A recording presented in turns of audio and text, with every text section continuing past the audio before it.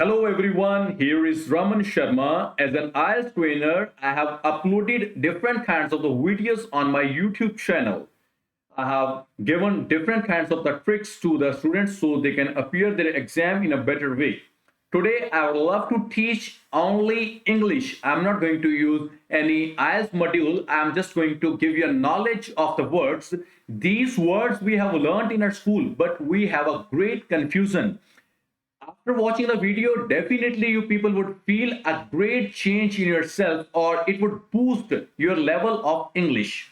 This video is not only for IELTS candidates, it is for everyone. A person who is studying in a fifth class or a person who is studying in a master's class, video is for everyone. I would try my best to use only English in this video because that my video usually plays in a different kinds of the countries, so people do not face any kind of the language barrier. I would try my best to teach you or hope that you people would understand in a better way. So without wasting a time, we people are going to continue our class or hope that you people would understand those words.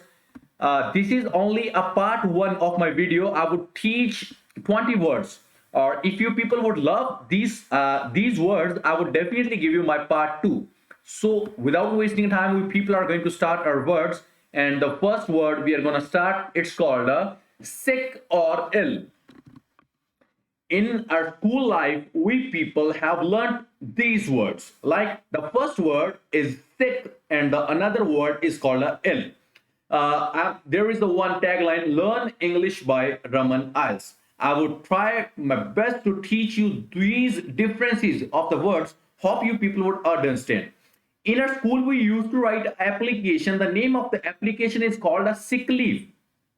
That's very better. But in the application in the mid, we used to write, "Today I am ill, so I cannot come to school." No one asked from the teacher what is the difference between sick or ill. These kinds of the words I would teach you, or these words would help you to boost your English as well as your knowledge. The difference between this word is called sick. Sick is called a long disease. A person who is suffering a long disease is called a sick. Like a person have a blood cancer, it's called a sick. A long disease, or the opposite word, that is called a ill. Ill is called a short disease. Short disease means in the morning time you are feeling ill and you took medicine, and after you people are feeling better. So that is called a ill. Hindi में बताऊं तो साफ शब्दों में सिक एक लंबी बीमारी होती है और इल का मतलब होता है शॉर्ट डिसीज, एक छोटी बीमारी. आप सुबह बीमार हुए, मेडिसिन ली, उसके बाद आप एक दिन में ठीक हो गए, that is called a ill. पर किसी बीमारी को लॉन्ग टर्म में चले जाना, that is called a sick. So this was our first word. Like these, I have a different kinds of word. The next word is called a snow and ice. Snow or ice are the same word, guys, but इसका मतलब होता है बर्फ. That's fine. Everyone knows about this बर्फ. But snow is called a natural. Means we have visited Toronto, Canada, Australia, Kulu Manali, Shimla, where we usually feel the snow falling. Means guys, snow is called a natural बर्फ. जो natural होती है, that is called a snow. And the opposite word is called a ice. Ice भी होती बर्फ है.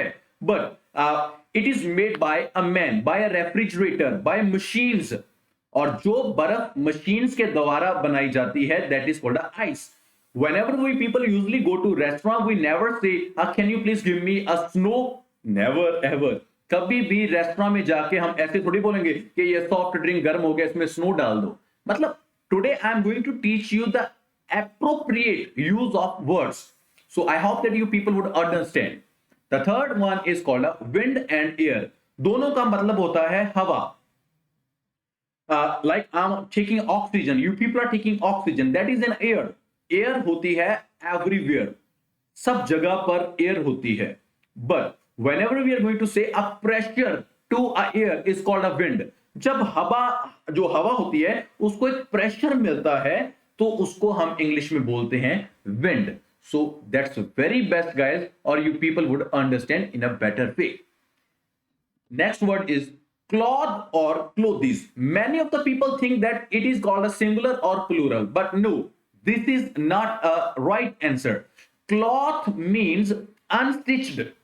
whenever we are going to purchase any cloth, that is called a unstitched, or clothes means ready made. We are going to shop and we are going to purchase this hood. I got this hood, that is called in clothes. I purchased it, means clothes ready made, or cloth that is called, guys, unstitched, like kurta pajama suits.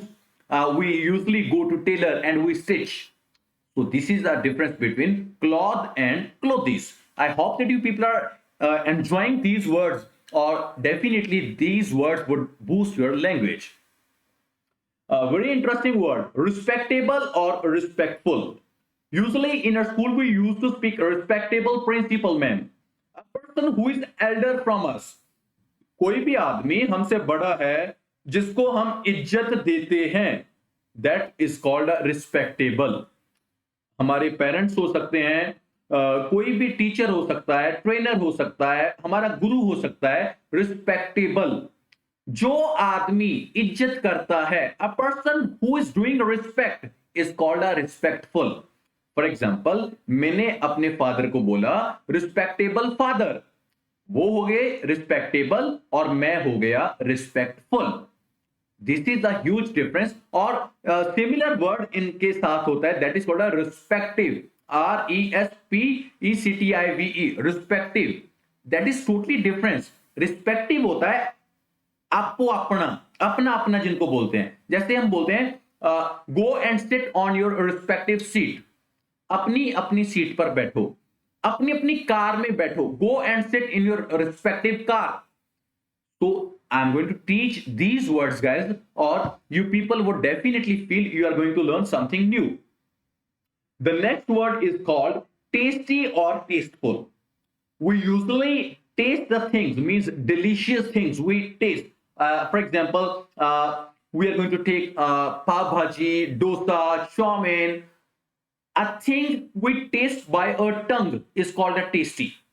जिस चीज का स्वाद हम जुबान के साथ, जीभ के साथ लेते हैं, that is called tasty.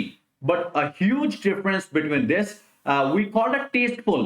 whenever we are going to look something or we enjoy to see this, this is called a tasteful. Suppose I am going to say laptop tasteful था, इट डजंट मीन कि मैंने laptop को bite किया.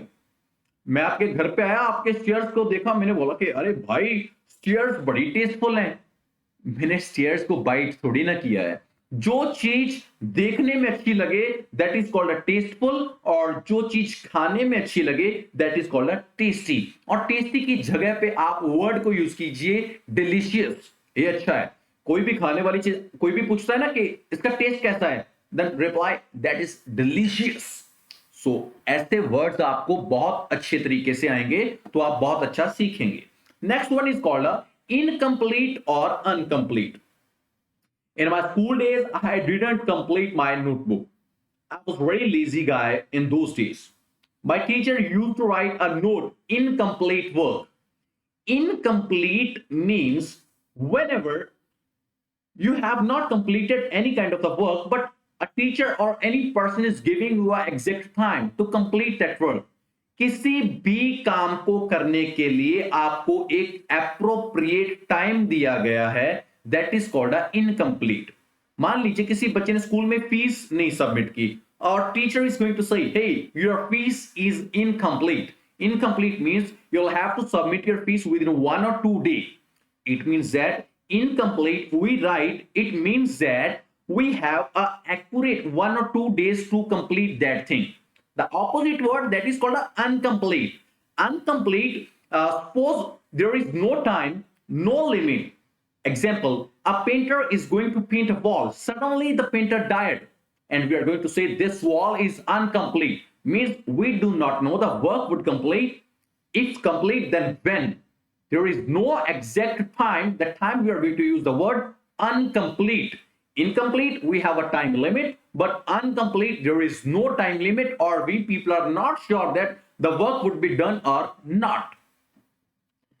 The next word, very interesting, uninterested or disinterested. Once I asked from my student that what is the difference between these words, then a person replied, sir, uninterested जिस काम को करने का दिल ना करे. मैंने बोला that's very fine. और sir, disinterested जिस काम को अंदर से करने का दिल ना करे। मैंने बोला भाई ऐसा नहीं होता है, मतलब फर्क पता होना चाहिए। Uninterested, there are many kind of the things that we dislike to do, like in the morning time to get up early in the winter season. I do not want to get up early. That is called uninterested. Many of the students, they do not want to study, they do not want to do their reading module, their writing module. They are totally uninterested. A thing which we dislike to do is called uninterested. But the meaning of disinterested is definitely opposite. The disinterested means whenever we are doing any work without partiality is called a disinterest. For example, there are many students I teach daily, but I teach by disinterest. Disinterest means without partiality. I do not care about the gender. She is girl, he's a boy. I do not teach him. I do not teach her. Doesn't matter. I teach equally. That is called a disinterest. For example, there are two kids of a parent. So one is totally black and another is fairy. But parents love by disinterest. ये नहीं होता ना कि एक बच्चा बहुत काले colour का है, कि बहुत गोरा है, माँ प्यो जो होते हैं वो काले को कम प्यार करेंगे, गोरे को ज्यादा करेंगे, ऐसा कुछ भी नहीं होता। जो पेरेंट्स होते हैं वो बच्चे को डिसइंटरेस्ट होकर लव करते हैं। So disinterest means without partiality. जैसे पुलिस अपना फैसला या जज अपना फैसला डिसइंटरेस्ट होकर सुनाए, that would B.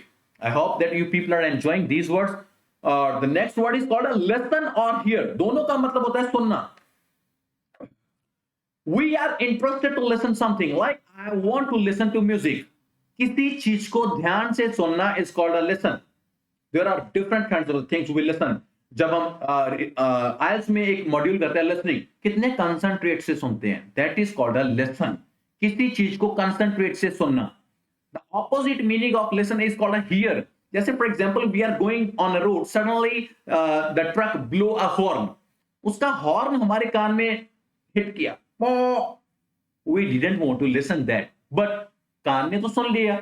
Unwanted things का हमारे ईयर को पता चलना, हमें सुनना, दैट इज कॉल्ड हियर। आप रोड पर जा रहे हो, चार लेडीज आपस में टॉक कर रही हैं, थोड़ा सा आप क्रॉस किया, आपको कुछ बातें सुन गई, आपने बोला कि I don't have any interest, बस वो हियर है। अनवांटेड साउंड्स आपके कान में आई, हियर। आप किसी चीज को बड़े इंटरेस्ट से सुन रहे हो, that is called a listen. I hope that you are going to interest in these words, or if you love these words, definitely I would make the second part of my video. Next word is called a take and carry. दोनों का मतलब होता है लेके जाना। For example मैंने बोला कि I'll take to you with me. Take, कोई आदमी अपनी एनर्जी के साथ मेरे साथ चलेगा, that is called a take. Example बोल रहा हूं कि यार मेरे साथ चल, आई टेक यू। मैं अपना जा रहा हूं, तू अपना जा, हाँ साथ मेरे चल, that's okay. But the difference is carry. Carry होता है कि वो अपनी एनर्जी पे नहीं चलता। एग्जाम्पल, मैं ये गिलास को कैरी करके लेके जाऊंगा, मैं अपनी एनर्जी से इसको लेके जाऊंगा, ये अपने आप मेरे साथ नहीं चल के जाएगा। मतलब मेरा मोबाइल फोन, मेरा वॉलेट, ये देखो मेरा वॉलेट है। और एक बात बड़ी इंटरेस्टिंग बता रहा हूं, बहुत सारे बॉयज बोलते हैं यार पर्स घर पे रह गया। अरे यार पर्स तो हमेशा लेडीज और गर्ल्स यूज करती हैं, बॉयज का हमेशा वॉलेट होता है, ये बात याद रखना। और बहुत बार हम इस वर्ड को गलत बोलते हैं, बॉयज का वॉलेट और गर्ल्स का पर्स। कभी ये मत बोलना आज के बाद मेरा पर्स घर पे रह गया। पर्स कभी घर पे नहीं रहता। पर्स वो होता है ना जो ऐसे लेके जाती हैं, जा तो फिर हम ये लेके चलेंगे, वो भी गलत हो जाएगा। So I am going to teach कि आपने सही वर्ड्स को कैसे यूज करना है। कैरी, हमेशा किसी चीज को अपनी एनर्जी के साथ लेके जाएंगे, that is called a carry. मेरा मोबाइल फोन है, मैं मोबाइल को कैरी करता हूं, मोबाइल को टेक नहीं। मोबाइल अपने आप नहीं चल के जाता मेरे साथ। A thing which goes by itself is called a take. और किसी चीज को उठा के लेके जाना, that is called a carry.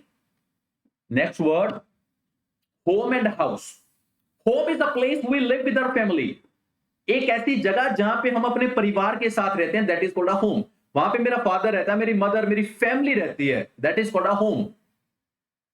House is different.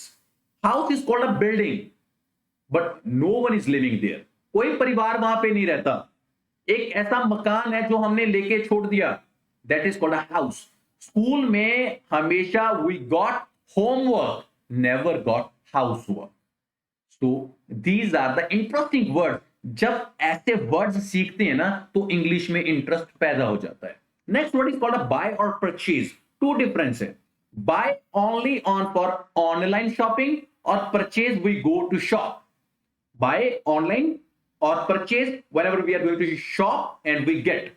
And the next thing, buy for the cheapest things and purchase for an expensive things. I buy I buy notebook. I buy notebook. ये buy है। I purchased villa. That is called a purchase. महंगी चीजें खरीदेंगे, there we are going to use word purchase, और सस्ती चीजें खरीदेंगे that is called a bye.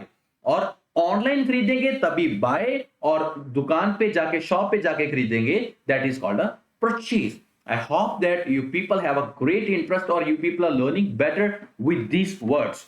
Next, this is very interesting. Murder, hunt, kill, slay, सभी का मतलब मारना। But murder, whenever we have totally planned, एक किसी को मारने के लिए एक अच्छी प्लानिंग हो, that is called a murder. Murder हमेशा, शायद सावधान इंडिया, सीआईडी देखते हो ना, उसमें हमेशा मर्डर होता है। वो एक प्लानिंग के साथ किसी को मारते हैं, that is called a murder. Murder इंसान का होता है। हंट, हंट होता है शिकार करना। एक हंट से हंटर बने ना, हंटर अपने साथ बहुत सारे वेपन्स लेके जाता है, जंगल, वुड्स, फॉरेस्ट, सिनोनिम है इसके, कहीं भी जाता है, जानवर को ढूंढता है, उसको मारता है, उसको हंट बोलते हैं। Kill, we do not have any kind of the intention, हमारी कोई इंटेंशन नहीं, अचानक we saw a snake came in our house, हमने उसको मार दिया। स्नेक आया, मार दिया, कोई प्लानिंग नहीं थी। ऐसे नहीं था ना कि वो आएगा, हमने बंदे बुलाए हैं, हम उसको मारेंगे, नहीं। अचानक आपकी गाड़ी के टायर के नीचे एक सांप आ गया, कुछ भी आ गया, आप उसको बोलते हैं किल। और last word that is called a slay, totally different. Example देता हूं, हम पंजाबी, सो एक पंजाबी का एग्जांपल देता हूं।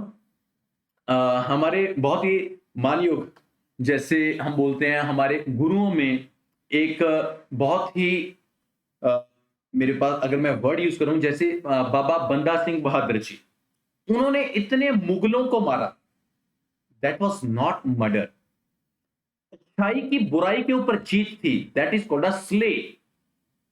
एग्जाम्पल, राम ने रावण को मारा, that was not murder, that was slay. अच्छाई की बुराई के ऊपर जीत। कृष्ण भगवान जी ने कंस को मारा, स्ले। इंडियन आर्मी ने टेररिस्ट को मारा, वो स्ले है। मतलब जब अच्छाई बुराई के ऊपर जीतती है और बुराई को मार दिया जाता है, that is called a slay. ऐसे कभी भी नहीं कहते ना कि आर्मी ने मर्डर किया, आर्मी कभी मर्डर नहीं करती, आर्मी बहुत अच्छी होती है, इसीलिए टेररिस्ट को वो मारते हैं, सो वर्ड यूज करते हैं हम स्ले। स्ले होता है कि जो अच्छे लोग होते हैं, अगर बुराई के ऊपर जीत होती है और उनको मारा जाता है, वहां पे इस वर्ड को यूज करते हैं स्ले। बहुत सारे हमारे गुरु हैं जिन्होंने बहुत सारे वॉर्स लड़ी हैं और उनमें बहुत सभी को, कितनों को मारा है, तो वहां पे वर्ड यूज करते हैं स्ले। और एक बात और सबसे इंपॉर्टेंट बता रहा हूं, बड़ा इंटरेस्टिंग है, एक वर्ड होता है मटायर, MARTYR, मटायर। मटायर होता है शहीद, जिसने अपनी जान को अपनी कौम के लिए दिया हो।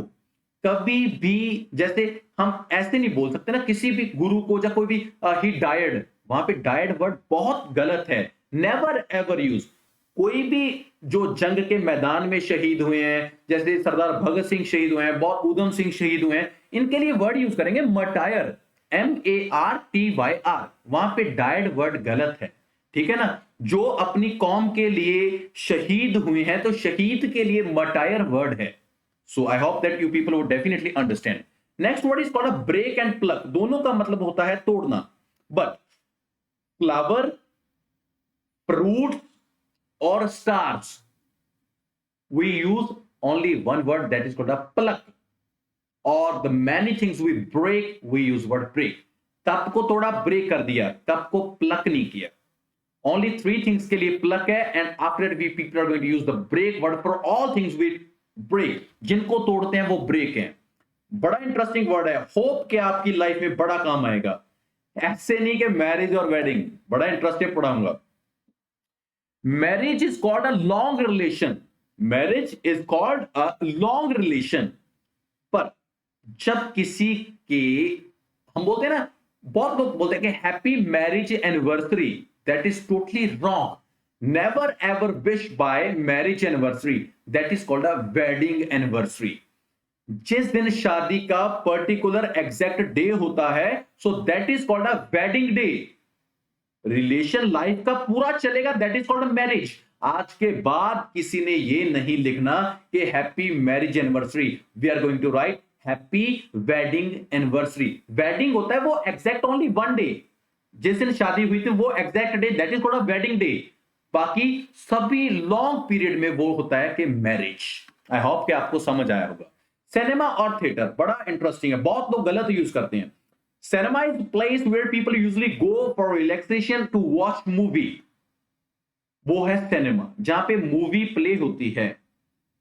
Theatre is a place where a person go to and watch a live play. जहां पर लाइव प्लेज होते हैं वो थिएटर होता है। और cinema is called a place जहां पर हमें जस्ट एक मूवी होती है, मगर थिएटर में वहां पे करेक्टर लाइव प्ले करते हैं, वो थिएटर होता है। कभी भी ये मत बोलना कि मैं थिएटर गया और वहां पे मूवी देखी। थिएटर में कभी मूवी नहीं होती और सिनेमा में कभी लाइव प्ले नहीं होते। सो वर्ड्स में डिफरेंस पता होना चाहिए। रीड और स्टडी दोनों का मतलब है पढ़ना। I am free, I am usually going to read a newspaper. मैं अपनी मर्जी से न्यूज़पेपर रीड कर रहा हूं, मैं मैगजीन रीड कर रहा हूं, मैं नॉवल रीड कर रहा हूं, कुछ भी पढ़ना, that is called a read. अपने टाइम पास के लिए पढ़ना, that is called a read. Read में कोई एग्जाम नहीं होते। जो चीज आपने पढ़ी, अगर आपने न्यूज़पेपर पढ़ा, then after you people saying that after reading a newspaper there is a test, no test. Study, किसी चीज के बारे में पढ़ना, उसका बैकग्राउंड पढ़ना, उसके राइटर के बारे में पढ़ना, क्यों लिखी किताब वो पढ़ना, उसका रीजन पता करना, और after that we people are going to give exam of that thing, that is called a study. किसी भी चीज का अगर आप सोचते हो कि एग्जाम होगा, पहले पढ़ना है, प्रॉपर स्टडी करना है, उसके बाद उसका एग्जाम देना है, that is called a study. Normally पढ़ना है, that is called a read. और रीड में कभी टेस्ट नहीं होता, मगर स्टडी पढ़ने के बाद उसका टेस्ट होता है। और स्टडी एक लॉन्ग प्रोसेस होता है, रीड एक शॉर्ट प्रोसेस होता है। इंटरेस्टिंग वर्ड्स, सी, वॉच, लुक, स्टेयर, पीप, सभी का मतलब देखना। Whenever we go to watch Taj Mahal, मान लीजिए आप ताजमहल देखने जा रहे हो, रास्ते में पता नहीं कितने ट्रक्स देखे, कितनी बसेस देखी, कितना कुछ देखा, अनवांटेड थिंग्स देखी, जो जो आंखों के सामने आया वो देखा। You didn't want to see those things, but you just crossed and you saw, that is called a see। किसी भी अनवांटेड थिंग्स का आपकी आंखों के सामने जाते रहना, that is called a see। Another word is called a watch। You have a great interest in a match, wrestling, you people are going to watch any kind of the cricket match, wrestling, kabaddi match, whatever। Concentrate, बिल्कुल सीधा, no side, no side, just concentrate, that is called a watch. Watch होता है बहुत ही तरीके से किसी चीज को बस टिकटिकी लगा के देखते रहना। हम जब सिनेमा में जाते हैं वो जस्ट वॉच मूवी, ऐसे थोड़ी होता है हम इधर देखा फिर मूवी देखा, नेवर एवर। वॉच होता है कॉन्टिन्यूसली देखना। Look, I am looking for a job, ढूंढना, फाइंड करना, ये भी लुक होता है। क्लास में टीचर ने बच्चों का कंसंट्रेट करने के लिए बोला, hey look here, look here मतलब यहां पे देखो। किसी की अट्रैक्शन को लेना लुक करना होता है। फॉर एग्जाम्पल, किसी ने मेरे को आवाज लगाई, हे रमन, तो मैंने इधर उधर देखा, अरे कहां कहां कहां, that is called a look. Stare, गुस्से में देखना। आपने देखा कोई गलती की, आपके पेरेंट्स, खास तौर पे फादर, जब ऐसे देखते हैं ना गुस्से से, जब टीचर, मतलब वहां पे तो होता है कि आज तो भाई गया। गुस्से में देखना इज कॉल्ड अ स्टेयर। और आम आदमी, अगर मैं आपको बोलूंगा ना गुस्से में देख के दिखाओ, तो आप just ऐसे आंखें कर दोगे, पर वो गुस्सा चेहरे पे नहीं आएगा। जब आता है तो एक्चुअली में आता है। बहुत सारे आर्टिस्ट लोग बैठे हैं ऐसे, दे कैन डू, जो थिएटर करते हैं वो तो कुछ भी कर सकते हैं, मगर नॉर्मल आदमी अगर बोलेंगे कि गुस्से वाला फेस बना के दिखाओ, that is very hard. The last word is called a peep. किसी चीज को देखना, और वो भी चोरी छिपे। एग्जाम में बच्चे क्या करते हैं, जैसे लिखते हैं ऐसे बड़ा आराम से लिख रहे हैं, देयर राइटिंग, और जब देखा कि टीचर गया उधर तो अपनी निगाह गई इधर, मतलब छिप के देखना। जब टीचर ने देखा, no no no, I am not doing any kind of work, means छिप के देखना इज कॉल्ड अ पीप। खास तौर पे किसी को विंडो से छिप के देखना, कहीं से भी छिप कर देखना इज कॉल्ड अ पीप। सी होता है अनवांटेड थिंग्स को देखना जो आती जाती हैं, वॉच कॉन्टिन्यूसली देखना, लुक होता है जैसे किसी के अटेंशन को देखना, स्टेयर गुस्से से, और पीप चोरी से देखना। Hope you are understanding these word. Swim और फ्लोट, जो इंसान मतलब क्या धरती पे पैदा हुआ है, उसके बाद तैरना सीखता है, then a person goes to the water, तब वो स्विम करता है। I am swimming, you are swimming, that's fine. Another word is called a plot.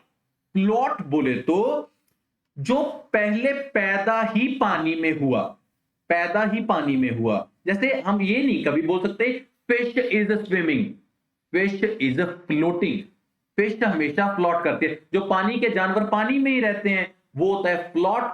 धरती के इंसान अगर पानी में जाके तैरते हैं, it's called a swim. Next one is called a voice, volume और वोकल। मैं पढ़ा रहा हूं, that is called my voice. आप बोलते हो, वॉइस से बोलते हो, हमारी नेचुरल वॉइस। वोकल होता है जब हम किसी चीज को गाकर बोलते हैं, गाना किसी चीज को, that is called a vocal. Vocal हमारा ये गला होता है। Volume always for the electronic device, मेरे मोबाइल फोन का वॉल्यूम, किसी भी चीज का वॉल्यूम होना, that is called a volume, VOLUME। अगर आपको वीडियो में नहीं दिख रहा, शायद मेरी फोटो आ रही होगी, पर बता रहा हूं ये वॉल्यूम है। और वॉल्यूम में क्या होता है, जब भी हम किसी इलेक्ट्रॉनिक डिवाइस की बात करते हैं तब हम वॉल्यूम वर्ड को यूज करते हैं। फॉर एग्जाम्पल जैसे मोबाइल की आवाज हो गई, लैपटॉप की आवाज, स्पीकर की आवाज वॉल्यूम। वॉइस हम नॉर्मल बोलते हैं, और वोकल जब हमारा गला बोलता है। वेदर और क्लाइमेट बड़ा इंटरेस्टिंग है। Weather can change within a seconds, weather can change within a seconds. अभी धूप है, अगले 5 मिनट में बारिश, अगले 5 मिनट में अंधेरी, कुछ भी, that is called a weather. Weather can change any time. But climate, जैसे अभी विंटर चल रहे हैं तो that is called a long process, फिर समर आएंगे, फिर long process. Climate 1 month 2 month 3 month तक चलता है, मगर वेदर होता है वो सेकेंड्स में चेंज होता है। कभी ये मत बोलना कि यार क्लाइमेट बड़ा चेंज हो रहा है, अभी क्लाइमेट चेंज नहीं होता, वेदर चेंज होता है। और क्लाइमेट तो लॉन्ग पीरियड में चलता है, 6 मंथ 5 मंथ, जैसे गर्मी, सर्दी, ऑटम, है ना, स्प्रिंग, ऐसे तो होता है climate. So I have only these words.